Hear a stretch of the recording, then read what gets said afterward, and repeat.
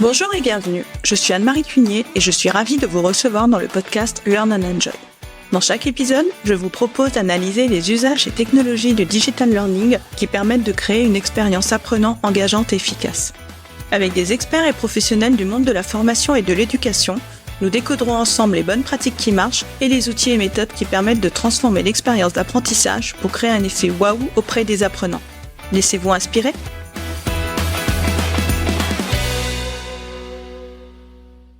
Bonjour à tous, Julie Boulanger est Marketing Manager au sein du service Global Learning d'Ubisoft. Après une expérience très riche dans le marketing et plus particulièrement le marketing digital, Julie a rejoint le monde de la formation. Aujourd'hui, elle gère le marketing et la communication des formations de son équipe. Dans cet épisode, Julie va très concrètement partager avec nous ses bonnes pratiques et ses conseils pour communiquer efficacement pendant tout le parcours de formation, lors du lancement, pendant et après, et ainsi obtenir de très bons taux de complétion. Bonne écoute à tous. Bonjour Julie et bienvenue. Bonjour, ça va ? Oui, moi je suis ravie de te recevoir pour ce nouvel épisode. Et donc ensemble, nous allons voir pourquoi utiliser les leviers du marketing est important pour un service learning pour mieux engager les apprenants, c'est cela ? Excellent, oui, c'est ça. Et donc, pour commencer, est-ce que tu peux te présenter, nous dire qui tu es en quelques mots? Alors, Julie Boulanger, je suis une professionnelle du marketing avec un parcours international ayant travaillé à Montréal d'abord, d'où je suis originaire, puis à Londres et puis maintenant à Paris, en France. Et donc, ton parcours professionnel? Mon parcours professionnel, j'ai plus de 15 ans d'expérience dans le marketing, notamment dans l'industrie de l'informatique et puis dans le B2B. On peut dire sur ces 15 ans que j'ai évolué avec le métier du marketing et le développement du marketing digital. Parce qu'on entend le email marketing, le CRM avec le marketing automation et puis des méthodologies comme le inbound marketing que je prône. Ensuite, pendant quelques années, j'ai eu ma propre société de consulting en marketing. Là, j'ai commencé en proposant du marketing à des boîtes en IT sur la place parisienne. Mais au fil de l'eau, j'ai eu de plus en plus de contrats pour faire de l'écriture de contenu en anglais, puisque l'anglais, c'est ma langue maternelle. Et finalement, pour faire de l'ingénierie pédagogique pour de belles marques françaises, notamment dans le luxe. Donc, c'est à ce moment-là que j'ai compris que le besoin de marketing dans le milieu de la formation est quand même un besoin un besoin important et peu pratiqué aujourd'hui. Oui, tout à fait. C'est peu pratiqué encore dans le learning.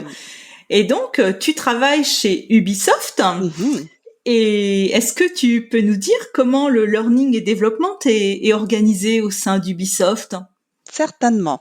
Donc, chez Ubisoft, il y a une équipe de Global Learning dont je fais partie, qui est au siège à Saint-Mandé, vers Paris. Donc ensuite, il y a aussi beaucoup de professionnels de la formation ou parfois des personnes en ressources humaines qui portent plusieurs chapeaux, dont celui de la formation au local. Et quand on dit au local, ça veut dire dans les studios différents. Il faut comprendre que chez Ubisoft, nous sommes plus de 19 000 collaborateurs à travers le monde dans plusieurs studios différents. Donc, il y a des gens en ressources humaines et en formation qui aident nos collaborateurs spécifiquement avec les formations locales. Pour ce qui est du Global Learning, donc là, l'équipe dans laquelle je fais partie, nous sommes responsables des formations, des skills critiques. Et par ça, j'entends des formations obligatoires, les soft skills qui s'appliquent à tous, et puis les formations qui sont vraiment spécifiques pour le milieu du jeu. Notre département, le Global Learning, est divisé en 3 pôles. D'abord, il y a le pôle stratégique. Dans ce pôle, ils font la définition des priorités, l'identification des sponsors et des experts internes, parce que c'est sur la connaissance interne qu'on s'appuie pour créer des formations. Ensuite, il y a le studio Le studio s'occupe du développement des formations créées en interne, donc tout ce qui est ingénierie pédagogique, graphisme, motion design, UX, ça fait partie des responsabilités du studio. Et puis finalement, il y a le pôle de succès et déploiement dans lequel je fais partie. Dans notre pôle, on s'assure que les formations sont déployées d'une façon pérenne. On s'assure aussi, on est responsable du LMS, donc de l'outil de formation. Et puis, on fait tout ce qui est stratégie et action de com et de marketing pour nos formations. Tu dois être bien occupé. Et donc notre sujet, c'est le marketing appliqué au learning. Et j'ai remarqué que très souvent, on confond marketing et communication. Est-ce que tu peux nous expliquer, toi, ta définition et quelle est la différence entre le marketing et la communication? Oui, et c'est une excellente question et d'ailleurs une question qui revient assez souvent. Personnellement, moi, je fais une différenciation entre le marketing et la communication. À plusieurs niveaux, on s'entend qu'il y a du chevauchement. Donc, c'est normal que les gens soient un peu perdus. En com et en marketing, on écrit des contenus, on fait des plans de com, on assure l'événementiel. Donc, il y a des activités ou des actions, des responsabilités qui sont communes. La façon que j'explique la différenciation entre le marketing et la com, c'est plutôt l'intention de l'action. Donc, qu'est-ce qu'on essaie de faire? Quand on parle de com traditionnelle, de communication, la com, elle raconte des histoires et elle essaie de changer un comportement, d'emmener quelqu'un vers un changement de comportement, vers un changement de mentalité. Le marketing est beaucoup plus droit au but. Dans le marketing, on cherche à faire vivre une expérience déjà à travers la marque, mais surtout, on veut que la personne à qui on s'adresse, notre public cible, notre target, comme on dit, on veut qu'elle pose un geste. Donc, c'est pour ça, dans le marketing, le call to action est essentiel. La façon qu'on écrit nos coms, qu'on écrit nos emails, il y a des règles, il y a des bonnes pratiques pour s'assurer qu'on le fait d'une façon que notre audience réagit et pose l'action qu'on souhaite. Dans le marketing digital, il y a aussi les notions de persona ou personnage, je crois qu'on utilise souvent en français. Oui. Et ça, c'est les cibles, et ça, c'est très important. Finissons les temps quand on balance des emails à une liste de personnes lambda avec un peu monsieur, madame, tout le monde. Ces pratiques sont une perte de temps pour le marketing et ça finit par spammer les gens. Et quand on spamme les gens, on les fait vivre une expérience négative de notre marque, qui est l'opposé de ce qu'on veut. Donc, tout ce que je te dis maintenant, c'est relié à la méthodologie inbound. Et cette méthodologie montre comment attirer via le contenu pertinent, attrayant, un public cible potentiel vers sa marque. Donc, pour résumer, on peut dire que la com et le marketing, c'est complémentaire. Tout à fait, tout à fait. Je suis tout à fait d'accord avec toi. Et je suis très contente de t'entendre parler de persona parce que j'en parle très régulièrement dans les épisodes. Et pour moi, c'est vraiment la base, connaître son apprenant, définir son persona.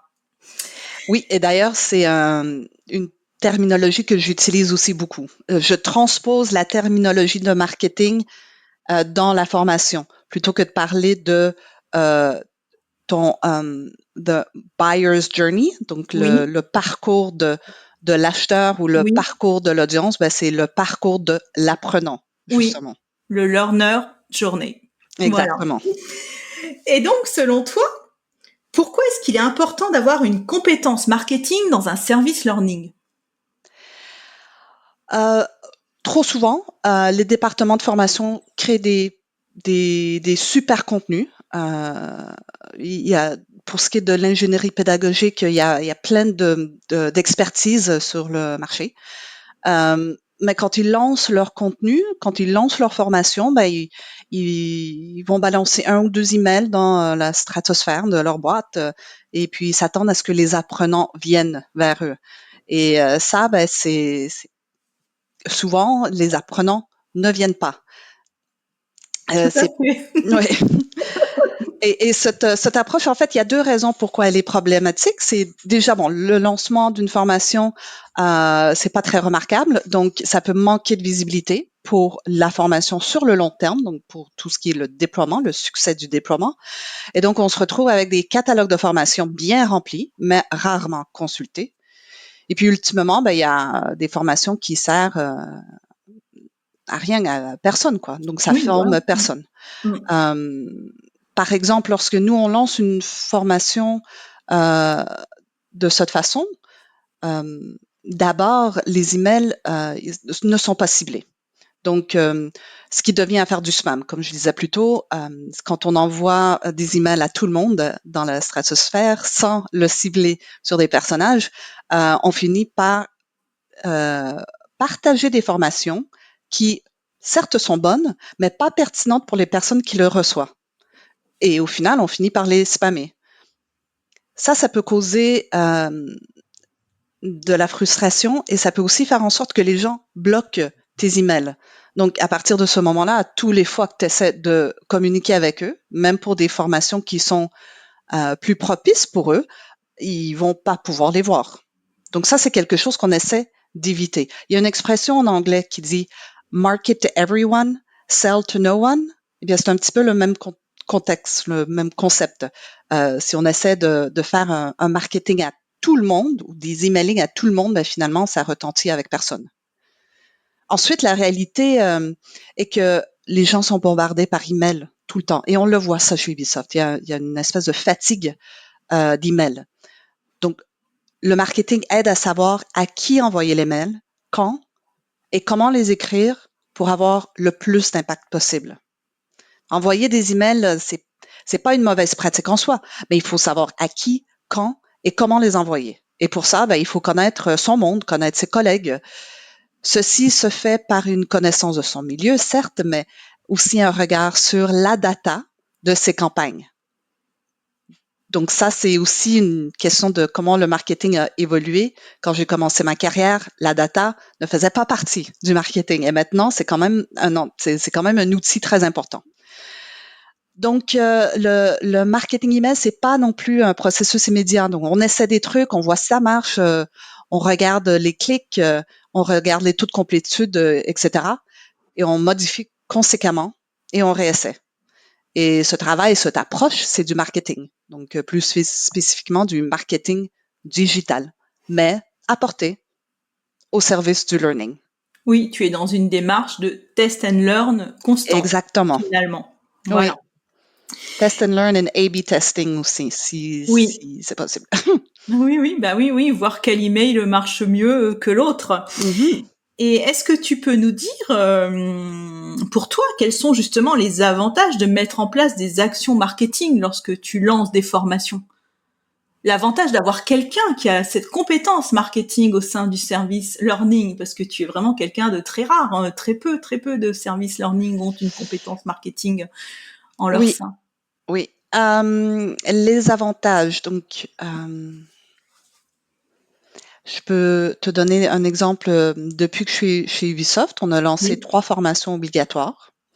C'est des formations, elles sont obligatoires et à refaire à toutes les années. Donc, nous sommes présentement à notre 5e campagne. Moi, j'appelle ça comme des campagnes de marketing. C'est des campagnes Oui. de De marketing de nos learning, formations. des Ouais. campagnes de learning. Oui. Et avec les campagnes passées, j'ai pu regarder la data qui sort de notre LMS, donc les taux de complétude, et la coller sur le planning qui montre dans le temps les activités de com que j'ai faites. Donc, que ça soit des emails, que ça soit les rappels automatiques de notre LMS, que ça soit des articles sur l'intranet ou les relais à l'interne dans la société ou le travail fait directement avec le réseau L&D. Bref, toutes les activités, toutes les actions de marketing et de com différents, j'ai pu les adosser adosser les dates et les aligner avec les taux de complétion. Ainsi, on a pu constater les corrélations entre les activités de com et les pics de complétude. Donc, les activités suivantes ont été créées basées sur cette data qui nous a permis d'élaborer de bonnes pratiques et qui nous a permis aussi d'être plus efficaces et de créer des éléments de com vraiment plus pertinents pour nos fins. Par exemple, des articles de fond publiés sur l'intranet, ce qui peut souvent prendre beaucoup de temps à écrire. Ça demande beaucoup de réflexion, ça demande beaucoup d'approbation, il faut le faire approuver par plusieurs canaux, et c'est un contenu sympa à relayer, mais ça l'aide pas avec le taux de complétion. Donc, en fait, ça n'a presque pas de corrélation. En revanche, il y a toujours eu des pics, on a remarqué des pics de complétude quand on envoie ou suite au rappel automatique de notre LMS. Donc, ces rappels sont devenus hebdomadaires pendant toutes nos campagnes. Dorénavant, c'est notre bonne pratique pour les campagnes obligatoires. On le sait, quand on envoie ces rappels, nos apprenants font leur formation. Ce qui est intéressant aussi avec ces rappels, vu que ça sort de notre LMS, l'LMS sait qui a fait les formations, qui est en cours et qui n'a même pas commencé la formation. Donc, on peut envoyer le rappel uniquement à ceux et celles qui sont en cours de formation ou qui l'ont toujours pas commencé. On n'envoie pas un email à quelqu'un qui l'a complété, déjà parce que, ça crée du spam, et deux, ça peut créer de la confusion. Parce que les apprenants, ils peuvent se dire, mais pourquoi je reçois cet email? Je l'ai déjà fait. Est-ce qu'il y a un problème? Est-ce que l'LMS, est-ce que la plateforme n'a pas enregistré le fait que j'ai fini la formation? Donc, tout des cas de figure qu'on veut éviter parce qu'on veut que nos apprenants et nos collaborateurs restent sereins par rapport à nos formations. Ensuite, il faut savoir que ces formations obligatoires dont je parle, ils sont pas non plus tout à fait obligatoires, dans le sens que dans la culture d'entreprise chez Ubisoft, il y a l'obligation, ça fait pas trop partie. Ubisoft veut que les employés bénéficient d'un espace de liberté pour engendrer le plus de créativité possible. Donc, on s'appuie donc sur la bonne volonté et la disponibilité de nos collègues pour faire ces formations. Tu peux pas forcer les apprenants, quoi. C'est pas On obligatoire. peut pas les forcer. On peut pas. Et donc, jusqu'à présent, on a eu des taux de complétion qui dépassent les 90%. Donc, on peut dire que c'est quand même des belles réussites et c'est des démarches qui marchent bien. Ah oui, parce que 90% de taux de complétion, je pense que cela va faire rêver beaucoup de nos auditeurs d'arriver à ce score. Bravo. Merci. Et est-ce que tu peux maintenant nous dire, concrètement, qu'est-ce que tu fais au quotidien? J'arrive le matin, je fais un sync avec mon équipe de déploiement. Ça, on le fait tous les jours pour revoir nos priorités et pour s'aligner. Il y a beaucoup de mon temps qui est pris sur les formations obligatoires, donc de monter les campagnes, faire la stratégie. Je fais la création, coordonner la créa avec notre studio, donc qui fait la signature visuelle de chaque formation. Je partage les éléments, je fais des présentations auprès de notre réseau de L&D, auprès des ressources humaines, auprès de la com interne. Je fais aussi toute l'écriture des emails, les FAQ et tout ce qui est relié au marketing et au plan de nos formations. Au cours d'une campagne, on suit de proche la data, donc les données de complétude qu'on a via notre LMS, et on partage cette data avec certaines personnes du réseau. C'est les personnes qu'on a identifiées qui peuvent faire des pushs localement, donc ils peuvent aller voir leurs collaborateurs et dire, écoutez, tu l'as pas fait, s'il te plaît, c'est à faire pour cette date. Ensuite, moi, je travaille beaucoup aussi avec la communauté L&D. Donc, cette année, j'ai organisé et animé des sessions de partage qu'on appelle les L&D Sharing Sessions avec notre réseau de professionnels. Alors, le but, c'est de faire en sorte que les gens partagent non seulement les priorités, les expertises de leur studio déjà, les priorités d'apprentissage dans leur studio et un projet, s'ils en ont, un projet d'apprentissage qu'ils puissent partager plus largement. Donc voilà, l'animation de cette communauté, ça fait partie de mes responsabilités. Et je suis aussi la personne référence comme pour le Global Learning. Donc, tous les besoins de comme interne, que ça soit de présenter le studio, présenter le learning sur les intranets, etc., des sites SharePoint, tout ce qui est comme interne pour le Global Learning, ça tombe aussi sous mes responsabilités. Oui, c'est chez toi. Et donc tu parles beaucoup d'emails. On voit que c'est quelque chose qui est au cœur de tes campagnes, sur lequel tu travailles quasiment tous les jours. Et donc lorsque tu lances une formation, comment est-ce que tu vas travailler ton email? Est-ce que tu peux nous donner ta recette secrète? OK, oui, je peux. Donc, comme je disais, moi, j'applique la méthodologie inbound et inbound marketing. Il y a une façon quand même assez spécifique pour faire et les emails, les landing pages, moins les sites web, mais bon, c'est ces actions-là qui sont vraiment qui ont vraiment un objectif d'attraper l'attention et de faire poser l'action à sa cible. Donc, d'abord, il faut savoir que, et c'est quelque chose qu'on fait pas en com, il faut savoir que l'information la plus importante doit être en haut de ton message. Donc, quand on a un email, les informations les plus importantes, c'est qui l'envoie, le sujet, subject line, et puis la première ligne ou le premier paragraphe de ton email. Donc, avec le email marketing, le but, c'est d'être le plus direct possible. Donc, comme on va plutôt faire une introduction, on va avancer le sujet de façon un petit peu plus nuancée.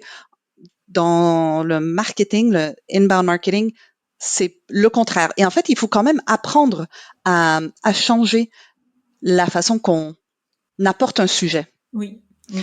Donc, dès le plus haut, on met ce qu'on veut, le message le plus important, ce qu'on veut que la personne qui reçoit cet email retienne.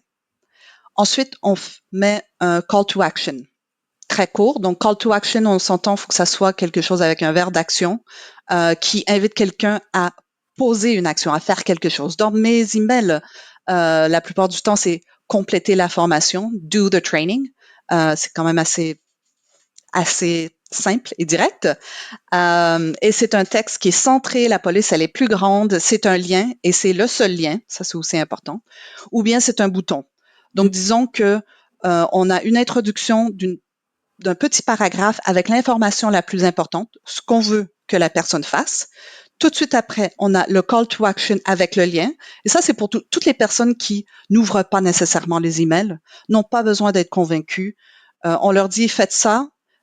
Soit ils sont obligés, ou ils ressentent qu'ils sont obligés, ou bien ils ont envie parce que déjà le sujet, ça les a attrapés, ça leur a donné envie, donc ils vont cliquer sur le lien. Donc ça, c'est pour eux. Mhm. Ensuite, on ajoute de l'information complémentaire en dessous, mais toujours dans l'ordre du plus important au moins important. En fait, il faut un peu parler comme si on est un enfant de 5 ans. Quand un enfant de 5 ans te raconte sa journée, c'est jamais en ordre chronologique. C'est toujours le truc le plus important, le plus saillant qui est arrivé dans la journée. Il y a ça, et ensuite il y a ça, et ensuite il y a ça. Et tu crois que ça n'a aucun sens, mais ça a un sens d'importance et de plaisir. Donc, c'est un peu ce qu'on essaie de faire dans nos emails quand on les écrit. Si j'ai beaucoup de texte, je le divise en sections, en sous-sections, et je mets toujours des sous-titres. Les sous-titres doivent être soit en gras ou dans une couleur de police différente. Ça, c'est pour rendre le texte en anglais, on dit scannable. Donc, c'est pour que quand on a un long texte, la personne qui le reçoit peut facilement scanner le texte et peut choisir de lire le paragraphe qu'il veut bien. Alors ça, c'est aussi un peu contre-norme parce que les personnes qui communiquent, ils veulent que la personne qui reçoit leur email ou qui est sur leur site web lit tout ce qu'on a à dire, mais finalement, il faut se mettre dans les bottines de l'apprenant, de la personne qu'on essaie d'interpeller. Cette personne-là ne veut pas nécessairement tout lire. Donc, il faut rendre la lecture facile en faisant en sorte qu'ils peuvent sauter des paragraphes au complet.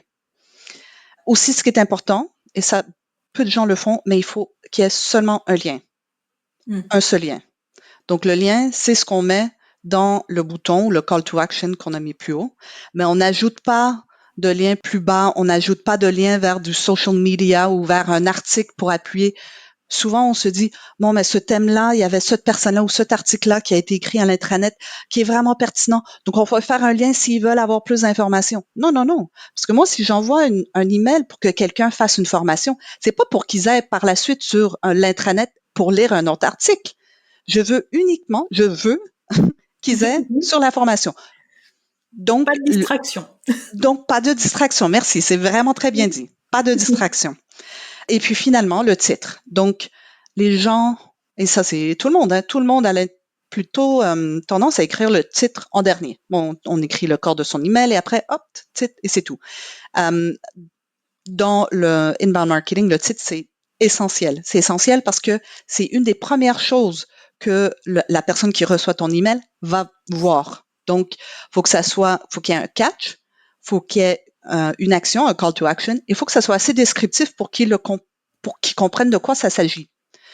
Alors, la bonne pratique, quand on a le temps, la bonne pratique, c'est d'écrire 25 titres différents, de façon différente. On joue avec des synonymes, on joue avec la structure. On isole les 5-6 qu'on préfère. Et moi, ensuite, ce que je fais, c'est que je demande à quelques-uns de mes collègues, 5 ou 6 de mes collègues, de voter sur le titre qui leur donnerait le plus envie de cliquer sur ce mail. Ah bah oui, tout à fait. Et maintenant, tu peux même, peut-être, pour écrire les 25 titres différents, t'aider de l'intelligence artificielle. Ça peut être une piste. J'ai pas encore essayé, mais sûrement, on peut demander à une AI, une IA de proposer 25 titres avec... ouais. Ouais, puis après, tu les retravailles, en fin de compte, pour ajouter ta touche. Donc ça, c'est pour le lancement de la formation, donc cet email. Et ensuite, pendant la formation, je suis sûre que tu fais aussi des actions, que tu mènes aussi des actions. Donc, Oui. est-ce que tu peux nous dire quelles sont-elles? Oui, donc on est très occupé en fait pendant on La est très campagne. occupé parce qu'on suit la data de proche et on s'assure aussi que tous nos les LND et les RH locaux ont le matériel qu'il faut pour s'assurer que leurs collègues fassent les formations. Et je dois avouer qu'on est devenu quand même assez régulière avec nos actions, avec nos bonnes pratiques qu'on a établies. Il faut savoir, bon, les campagnes de formation durent à peu près 4 à 6 semaines. Il y a un envoi automatique du LMS. Normalement, on le fait le lundi. Ensuite, on communique la data de complétion à notre réseau le mercredi.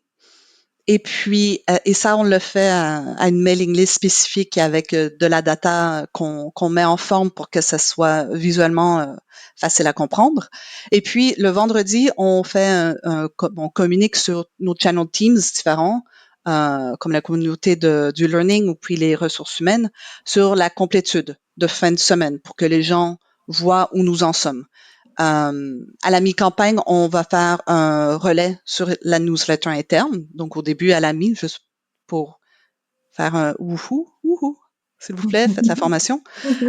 Et puis, la dernière semaine, on s'ajuste selon le taux de complétion. Donc, on voit s'il y a plus de rappels nécessaires du LMS. On voit est-ce que aussi un email du Global Learning peut être bénéfique. On retravaille le texte de nos gabarits d'email qu'on donne par la suite à notre réseau L&D et ressources humaines pour s'assurer que on a le ton qu'il faut pour pour inciter les dernières personnes à finir les formations. Et puis, finalement, on compte les résultats finaux la semaine après avoir annoncé la campagne, car il y a toujours des retardataires. Donc, normalement, on dit qu'il y a un soft end et un hard end. Donc, le soft end, c'est la fin annoncée, et puis normalement, on attend quand même quelques jours avant de vraiment pouvoir comptabiliser et puis partager les statistiques du projet. Et tu as parlé un petit peu des relais avec lesquels tu interagis. Donc, est-ce que tu t'appuies aussi sur eux pour optimiser Mhm. justement toutes ces actions que tu fais? Oui. Oui, chez Ubisoft, c'est très important. Il faut savoir que Ubisoft, les studios d'Ubisoft ont été soit créés implantés, donc c'est des studios Ubisoft qui ont été implantés dans des endroits différents, ou bien c'est des studios qui ont été rachetés, donc qui avaient déjà une culture, une marque et des équipes soudées. Alors quand on fait des relais, quand on fait de la com auprès de tous nos studios, les relais locaux sont très importants. Et moi, dans le learning, mes relais, c'est a priori les personnes qui sont dans le learning ou les ressources humaines. Et puis, peuvent aussi être la com, parce que la com interne, elle nous aide aussi on travaille ensemble pour faire en sorte que ces formations sont bien visibles. Pour les formations obligatoires, mes partenaires prioritaires, c'est les L&D locaux. Ensuite, c'est les ressources humaines. Pour mes partenaires, et du coup, moi, quand je suis arrivée chez Ubisoft, j'ai compris que le genre de marketing que je faisais avec mes relais, c'est un peu comme du marketing de partenaires. Donc, quand on a des partenaires qui revendent ces produits, ben, c'est du partner marketing. Donc, j'ai élaboré ce qu'on appelle un partner pack, ce que j'appelle un partner pack, et c'est un fichier qui inclut le FAQ, des bannières de tailles différentes, un PPT qui explique le plan de com, les dates importantes de la campagne, toutes les assets visuels pour faire de la com, les gabarits d'email pour relayer. Tout est brandé selon la DA de la formation. Et puis voilà. Ensuite, je communique aussi avec la com interne, comme je disais, et parfois la com interne globale, mais parfois aussi de la com interne dans quelques studios. Par exemple, le studio de Montréal, qui est quand même le plus grand studio de jeux au monde, en fait. Donc, je communique, je travaille aussi avec la com interne à Montréal. Ah bah écoute, ça doit être passionnant. Donc, eh bien, on va bientôt arriver à la fin de notre épisode. Donc, merci déjà de nous avoir partagé tout ton quotidien et de nous avoir partagé tes secrets pour faire en sorte que les campagnes atteignent ces taux de complétude. Donc, je vais avoir une dernière question pour conclure. Comment est-ce que toi, Julie, tu vois l'avenir du marketing de la formation? Est-ce que tu penses que cela va se développer en France de plus en plus comme dans les pays anglo-saxons? OK, je sais pas exactement ce que c'est le développement comme les pays anglo-saxons, mais dans la mesure que je suis québécoise et de langue maternelle anglaise, j'imagine que mes convictions sont un peu dans cette mouvance. Je pense que pour améliorer le reach de nos formations, les pratiques du marketing digital peuvent grandement aider les professionnels de la formation. Pour moi, c'est une certitude. Ensuite, il y aurait aussi beaucoup à faire à un niveau des outils. Donc, et par les outils, je veux dire les LMS.